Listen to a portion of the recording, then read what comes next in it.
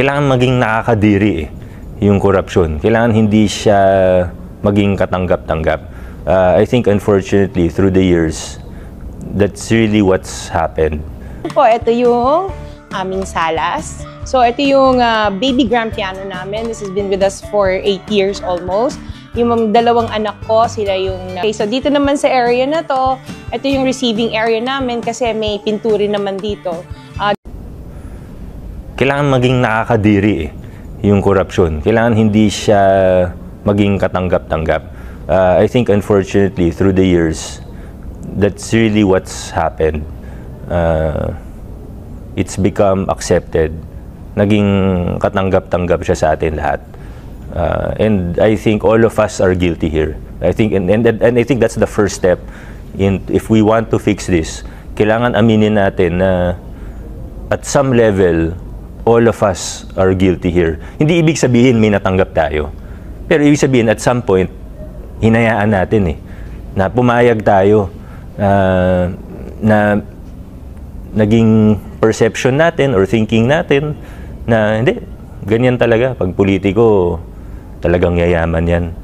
Pagka mayor na, talagang yayaman yan. Ganun talaga. Parang naging accepted siya kahit magtanong tayo sa ordinaryong tao, mag-random survey ka, tanungin mo siguro, ang politiko ba yung mayaman? Karamihan sasabihin, oo Naging accepted And I think that's the first step. We have to challenge that thinking, challenge that system, challenge that culture. Basagin natin yun. And the first, again, isa sa unang kailangan gawin, pag-usapan natin. Hot topic now online is yung mga vloggers, social media influencers, content creators na nagfa-flaunt ng wealth nila and then apparently connected pala sila sa isang contractor. Do you think that should be frowned upon? Or at least, should we build a mindset na kapag nakita tayo ng, wow, sobrang yaman, dapat ba may instant instinct na tayong ma-develop na saan muna galing?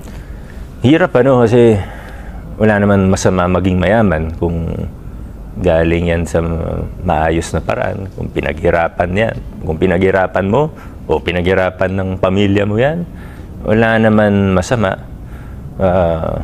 Of course, as public officials, we have a code of ethics. Ostentatious display of wealth is also not good regardless of the source. Pero siguro yung mga nakita talaga natin na connected sa contractor, sila naman nag-post nun online, di ba? So, bigyan natin sila ng atensyon kung gusto nila. Pero as you mentioned, medyo accepted na nga na instead na i-question saan galing to? Parang... Tama ka doon. Talagang yun nga I think that's one proof malakas na ebidensya na yun na naging katanggap-tanggap siya. Parang hinahangaan pa natin. I guess everything that's happening now for the better. I think it's all for the better. Papaisip na tayo ngayon, di ba? Pag may nakita na tayo, pinagmamalaki yung travels, luxury cars, nasa yate nagpa-party, gano'n. At least, ngayon, papaisip tayo. Papaisip na tayo. Kasi ako marami naman akong kakilalang mayayaman, may malalaking negosyo, pero hindi naman ganun. Kahit mga siguro pabilyonaryo na, hindi mo naman ma-afford yung ganun without mentioning specifics, yung mga ibang nakikita natin even on social media, parang imposible unless hindi pinaghirapan siguro. And branding it as aspirational. Yun nga.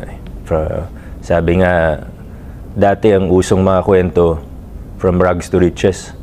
Ngayon daw, ang uso ng kwento from rubs to riches. Kaya medyo nakakalungkot. Pero kailangan nga, pansinin natin yung mga ganong kwento, yung mga ganong pagkakataon. Gawin natin siyang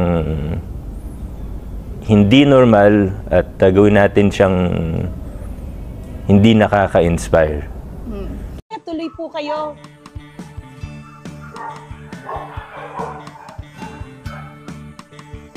Good morning po. Ito yung aming salas. So ito yung baby grand piano namin. This has been with us for 8 years almost. Yung dalawang anak ko, sila yung nag-play ng piano, yung panganay at yung bunso, yung babae. So ito yung pinagkakalibangan nila.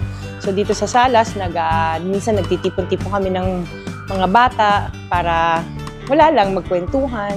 Yun, wala kaming TV dito para focus namin is ang isa't isa para mag-bonding. Yan. Okay, so dito naman sa area na to, ito yung receiving area namin kasi may pinturin naman dito. Dito naghihintay yung mga bisita namin pag wala pa kami dito sa baba. So ito yung receiving area namin. So diretso naman tayo sa dining area namin. Ito yung aquarium namin. Ito puro saltwater fish. So konti lang siya kasi matagal na namin na parang binubuhay to, kailangan konti lang yung fish dyan. So I think yung clownfish nagtatago yata siya. Yan. So, and then, ito yung dining area namin. This is where the family spends most of their time together here. Sobrang gamit tong area namin. Dinner, breakfast, lahat dito, kwentuhan. And of course, I have my plate collection. I started collecting, actually, mommy ko nag-umpisa mag-collect ng plates from the UK. Inuwi niya, and kinontinue ko lang. So most of these are all Royal Albert na collection ko, which I've been collecting for the past 5 years na. Dito, we have a paging system. So, para tawagin yung mga anak ko kasi minsan ang hirap tumawagin. This is 3 floors up. So, pipindutin mo lang to. Tapos, i-announce na lang kung kakain na o hindi. Yan. So, bababa na yung mga yan. Tapos, yun. Ito yung aming short house tour ng aking bahay. Abangan nyo na lang yung aming kwentuhan ni Miss Corina.